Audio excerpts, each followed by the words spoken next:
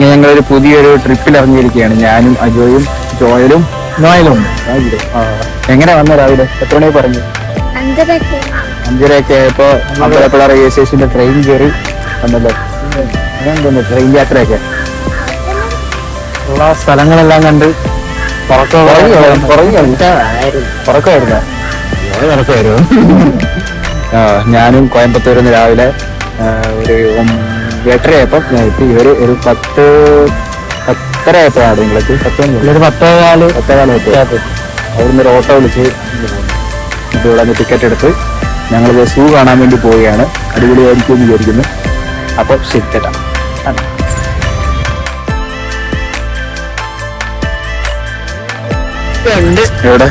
ഇവിടെ ആദ്യം പാർക്കിൽ പോകണം. നമുക്ക് ആദ്യമേ സൂയിപ്പോ, അത് കഴിഞ്ഞിട്ട് പാർക്കിൽ പോകാം. ചേട്ടയുടെ ബോട്ട്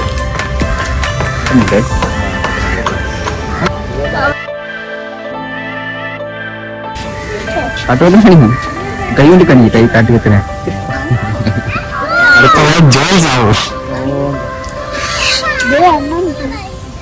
അണ്ണൻ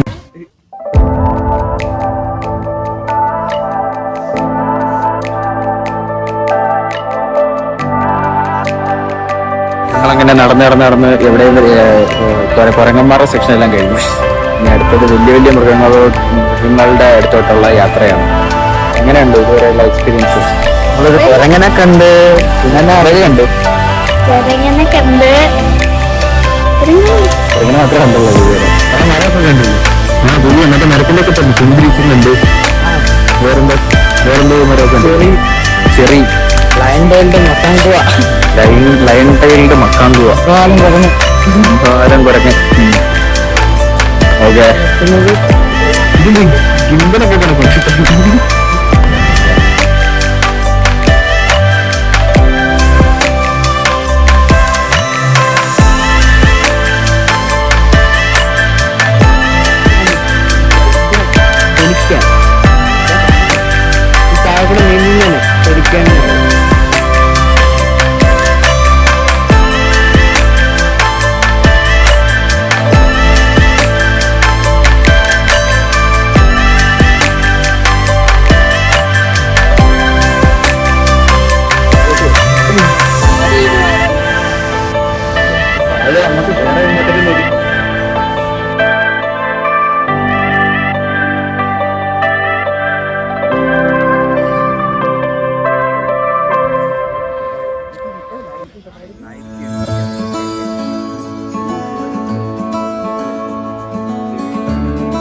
ഞങ്ങളിപ്പോൾ ഇരിക്കുന്നത് തിരുവനന്തപുരം സൂയിലാണ്.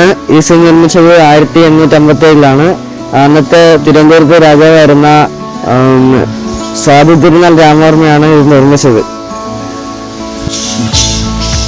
തിരുവനന്തപുരത്ത് റെയിൽവേ സ്റ്റേഷനിൽ നിന്ന് 10 മിനിറ്റ് ദൂരെയാണ് ഈ സൂ ഇരിക്കുന്നത്.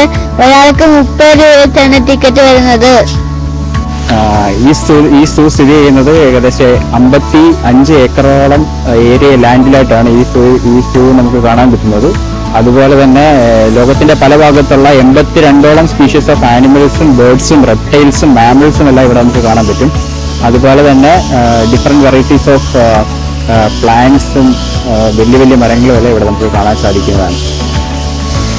നമ്മൾ പ്ലാസ്റ്റിക് ഐറ്റം അങ്ങനെ എന്ത് സാധനം കയറ്റിയാലും പ്രത്യേക സ്റ്റിക്കർ ഒട്ടിച്ച് അകത്ത് കയറ്റത്തുള്ളൂ. സ്റ്റിക്കർ അതേ കണ്ടോളൂ. നല്ല വൃത്തിയാണ്. ആൾക്കാരെല്ലാം ദിവസം വൃത്തിയാക്കുന്നുണ്ട്. എപ്പോഴും വന്ന ആൾക്കാർ ക്ലീൻ ചെയ്യുന്നുണ്ടല്ലോ.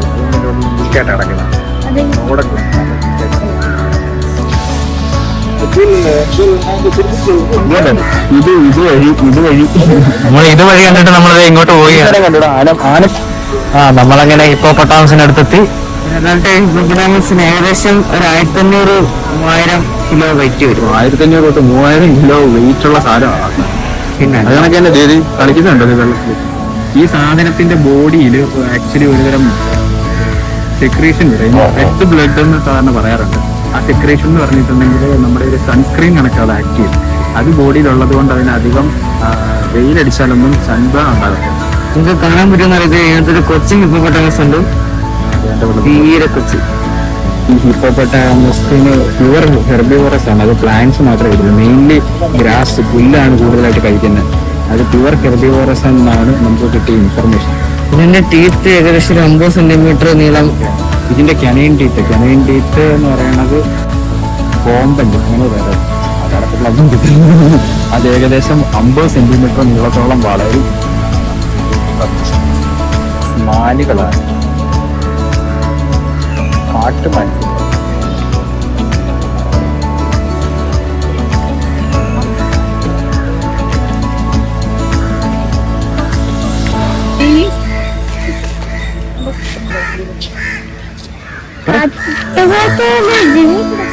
പിന്നെ ജിമ്മി കൊണ്ടിരിക്കുന്ന ബോഡിയുണ്ട്.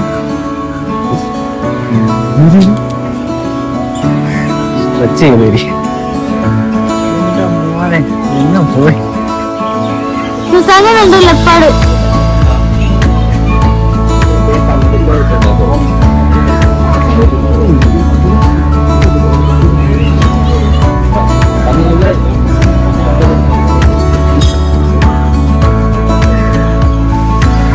Butterfly park.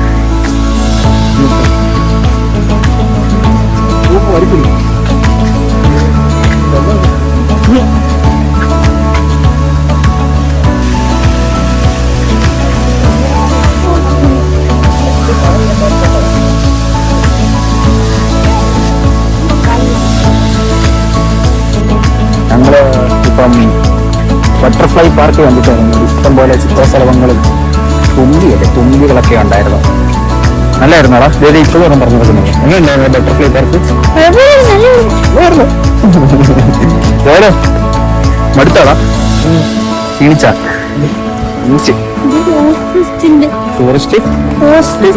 ഓസ്റ്റിച്ചിന്റെ നിനക്ക് ഓസ്റ്റിച്ചിനെ പറ്റി എന്നാണ് അതിൽ അറിയാവുന്നത്? ലൈറ്റും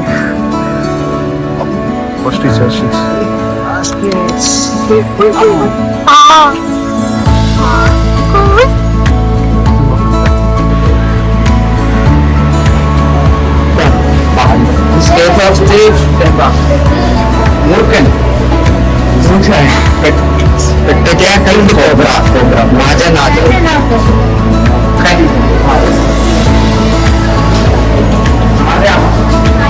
Indian black shouting. Indian black shouting. Secret kill back. Atom. Common drink of snake.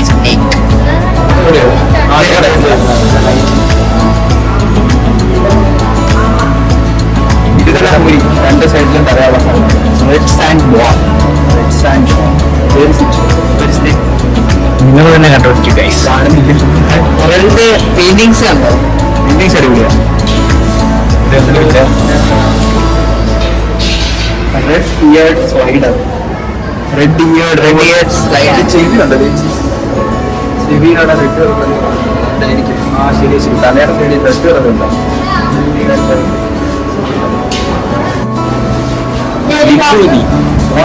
Tree snake.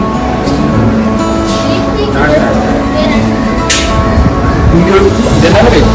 Tree snake. മരത്തിൽ കൂടെ ചാടിച്ചാടി കിടക്കുന്ന സാധനം.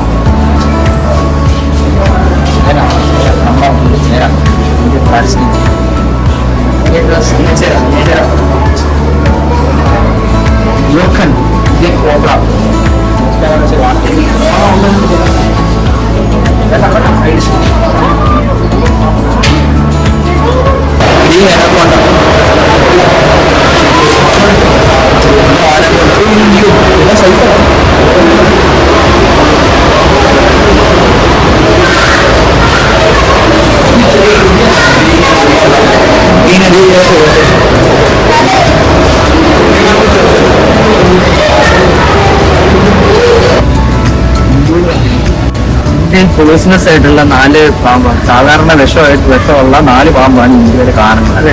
അതുകൊണ്ട് ബിഗ് 4 എന്താ പറയുന്നത്. അത് ഏതൊക്കെ പാമ്പാന്ന് വെച്ച് കഴിഞ്ഞാൽ Indian cobra, Russell's viper, common krait, south scaled viper. വൈപ്പറിന്റെ കുടുംബത്തിലുള്ളതും അതുപോലെ കോബ്രയുടെ ഫാമിലിയിലുള്ള സാധനങ്ങളാണ് പൊതുവെ പോയിസണസ് ആയിട്ടുള്ളത്. ബാക്കിയുള്ളതിൽ നിന്ന് പോയിസൺ ഇല്ല.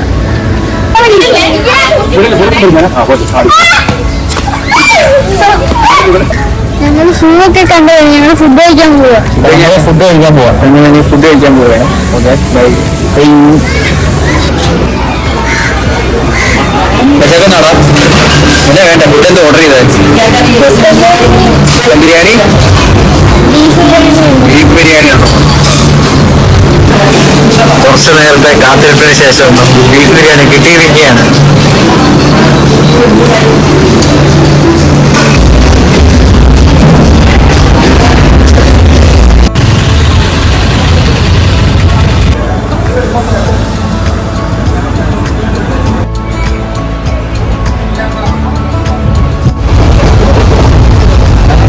Enjoying the nature.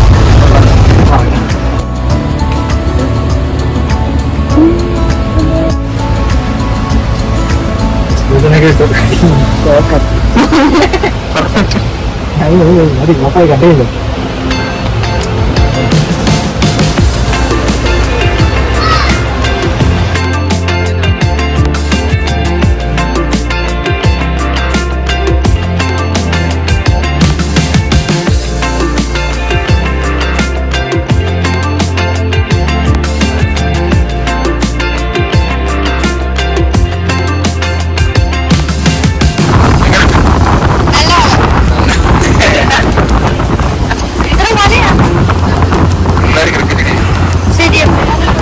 ക്രിക്കറ്റൊന്നും കളിക്കുന്നില്ല.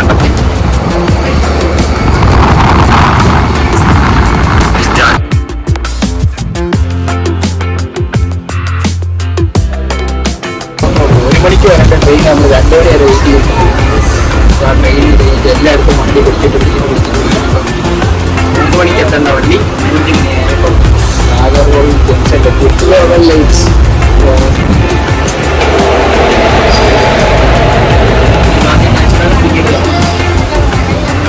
വെള്ളരിക്കൊക്കെ ഉണ്ടായിരുന്നു.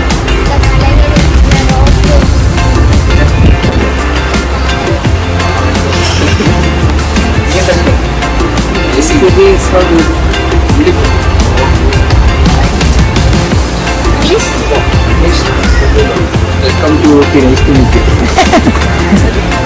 ശരി വാ.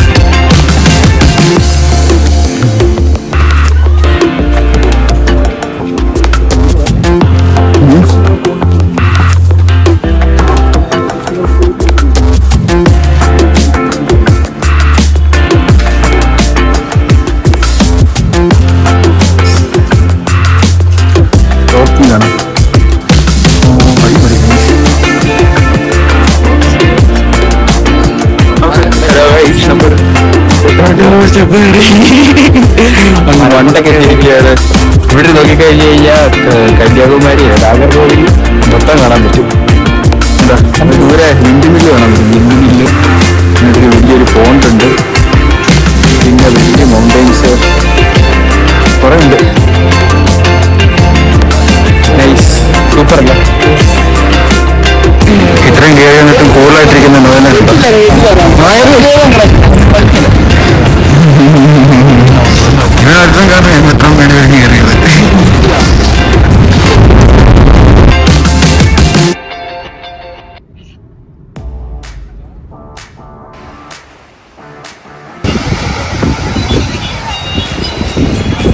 Good morning guys. ഞങ്ങളിപ്പോ KMMC മെഡിക്കൽ കോളേജ് ആൻഡ് ഹോസ്പിറ്റലിന്റെ ഫ്രണ്ടിലാണ്. ഞങ്ങൾ ഇന്നലെ ഇവിടെയാണ് സ്റ്റേ ചെയ്തത്. ഇവിടെ വലിയ ക്യാമ്പസ് ആണ്, ഡീംഡ് യൂണിവേഴ്സിറ്റിയാണ്. കുറെ ബിൽഡിങ്ങുകളൊക്കെ ഉണ്ട്. ഞങ്ങൾ അതിന് ഇങ്ങനെ കറങ്ങി നടന്ന് കാണുകയായിരുന്നു.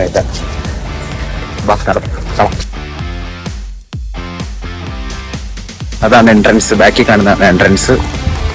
പിന്നെ ഇതാണ് അഡ്മിൻ ബ്ലോക്ക്, വലിയ ബ്ലോക്ക് അത്. പിന്നെ അതിന്റെ അപ്പുറത്ത് കാഷ്വാലിറ്റി ഉണ്ട്. Morning breakfast Tamil Nadu style dosa and വട.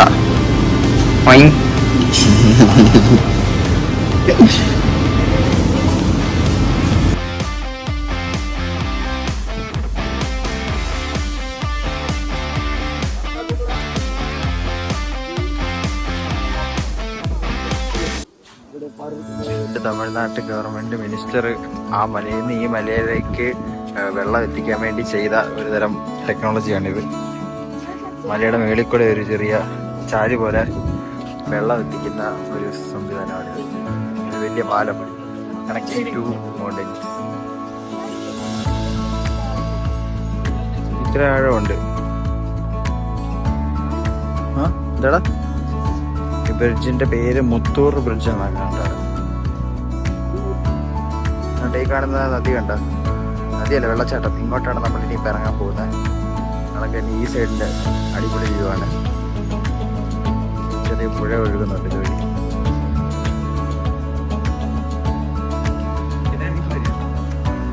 ആണ് നമ്മൾ കണ്ട കയറിയ പാലം. അതിന്റെ താഴെ ഇറങ്ങി വന്നു.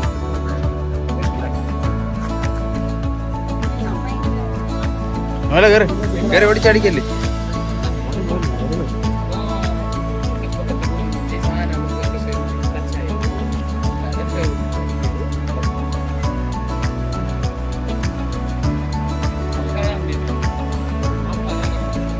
ഞങ്ങൾ വെള്ളച്ചാട്ടത്തിൽ ഇറങ്ങാൻ കുളിക്കാൻ പോവുകയാണ്. ഞാൻ ജോയലും അത് ഇറങ്ങുന്നില്ല, അവര് മടി. വെള്ളച്ചാട്ടം നോക്ക്,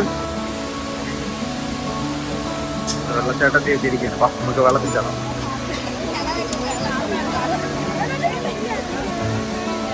ഇഷ്ടംപോലെ ആൾക്കാരാണ് ഇത്.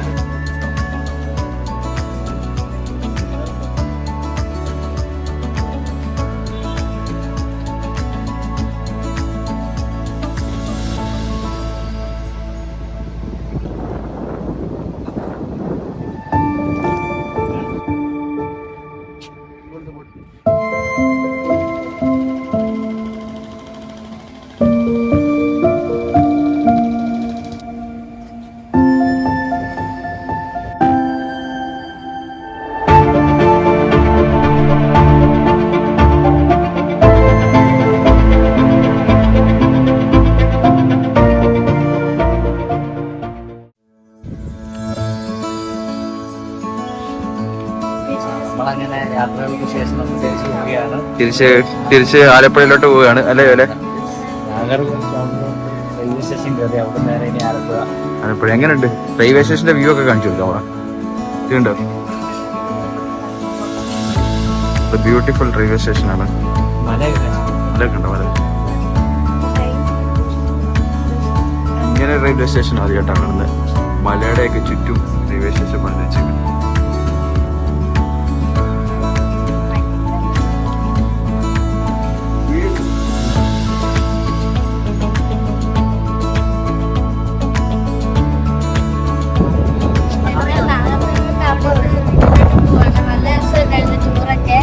അടിപൊളിയായിരുന്നു, ഹാപ്പിയാണ്.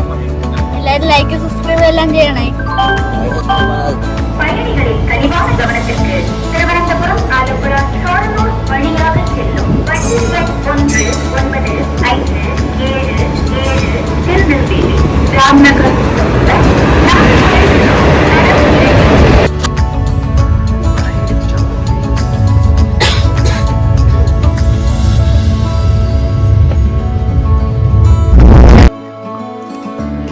നമ്മളങ്ങനെ നാഗർകോവിൽ ടൗൺ ടു ആലപ്പുഴ വീട്ടിലോട്ട് പോയിക്കൊണ്ടിരിക്കുകയാണ്. നമ്മൾ 2 ദിവസമായിട്ട് ട്രിപ്പിലായിരുന്നു.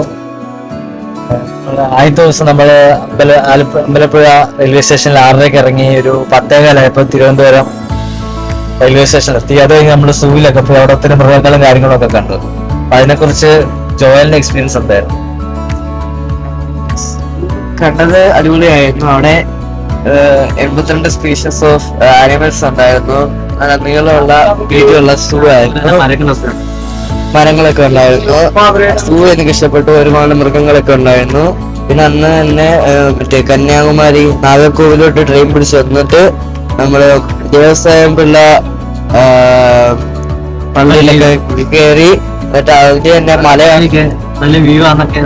മലയിൽ നിന്ന് മണ്ടയ്ക്ക് നോക്കുമ്പോഴേ മലയുടെ മണ്ടയ്ക്ക് കയറുമ്പോഴത്തേക്കും നാഗർകോവിലും കന്യാകുമാരിയും കൂടി കാണാൻ പറ്റുമായിരുന്നു. ഫുള്ള് അവിടെ ഒരു വിൻമില്ലിന്റെ ഫീൽഡ് തന്നെ ഉണ്ടായിരുന്നു. കുറെ വിൻമില്ല് ഉണ്ടായിരുന്നു. ഇത് ഞങ്ങള് രാത്രി ആകുമ്പോഴത്തേക്കും ഞങ്ങള് കന്യാകുമാരി ബീച്ചിലോട്ട് പോയി. രാത്രി ആയതുകൊണ്ട് എനിക്ക് സൺസെറ്റ് ഒന്നും കാണാൻ പറ്റിയില്ല.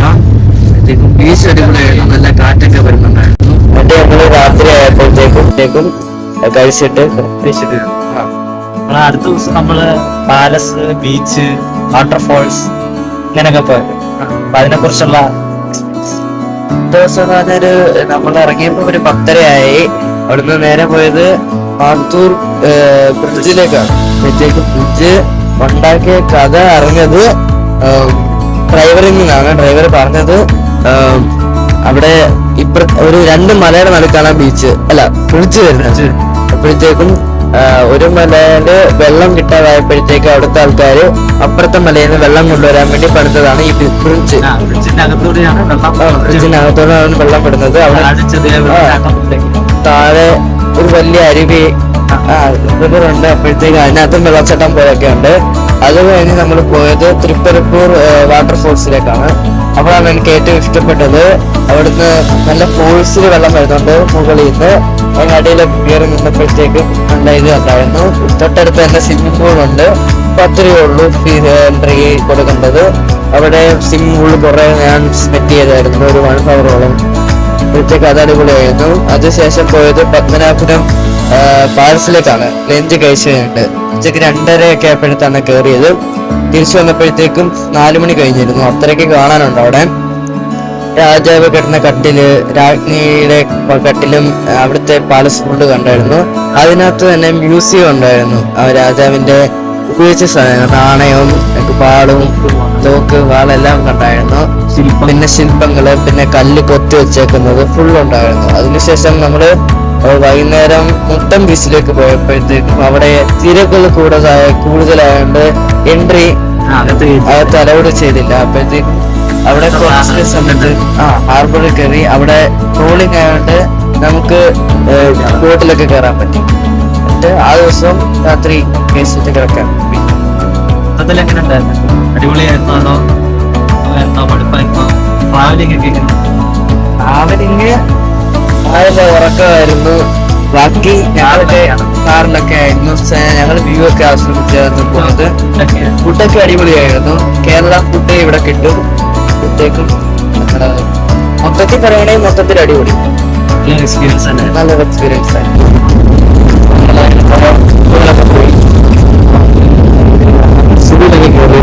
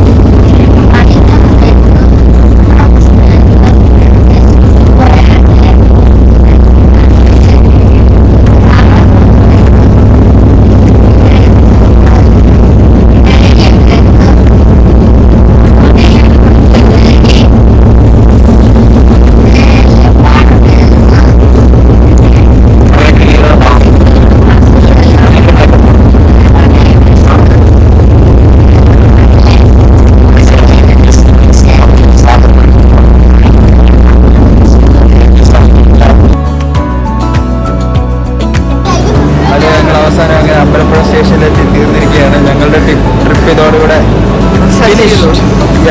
Okay bye bye.